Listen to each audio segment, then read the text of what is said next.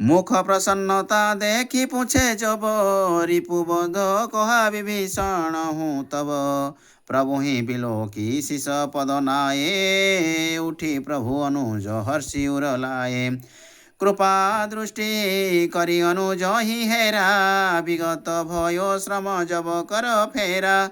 बाण वेद तनु देखियो कैसे, कनक तुलो सर पुरपुरित जैसे। धरे उसो शिष आने प्रभु आगे, बानर भालु बिलोक न लागे। प्रभु कौतुकी निरखी सोई सीसा, रावण कहे कौशल दिशा। प्रभु आए सो सुनी किस पति, राखे हूँ यत्न करायो। कटक सहित रघुवंश मणि, शोभित अति दहु भाय। कृपा दृष्टि सब कटक निहारे, भये श्रम रहित राम बैठारे। सुनहु माहि विधि रिपु मारे, सुर नर मुनि सब भये सुखारे। अब सो सुनहु भुजा तेहि केरी, खग जिमि गई लंक सर प्रेरी।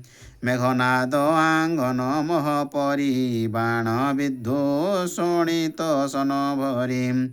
राजति तहाँ सुलोचनी वैसी, रति ते रुचिर रूप गुण जैसी। नाग सुता दश कंध पतहु, बासवरी पुति छवि खनि जहु। हेम सिंहासन सोहती बाला, सेवती विद्याधरी त्रय काला। पूजत विविध विनय करी ताहि, सुख प्रमोद कोशकत सराही। तह पति भुजा परी भांति, मनहु सकल सुख तरु की कांति। तब निज दासी न देखो तह, शोणितस्तव भुज दंड।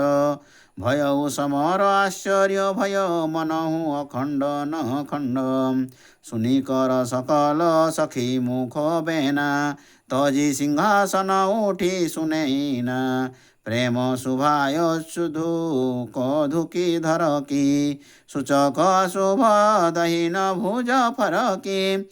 हो तो महारण रावण रामहि, वीर धुरीण मोर पियतामहि। सकल सुरासुर सकहि न जूझी, विधि वामता परत नहीं बूझी।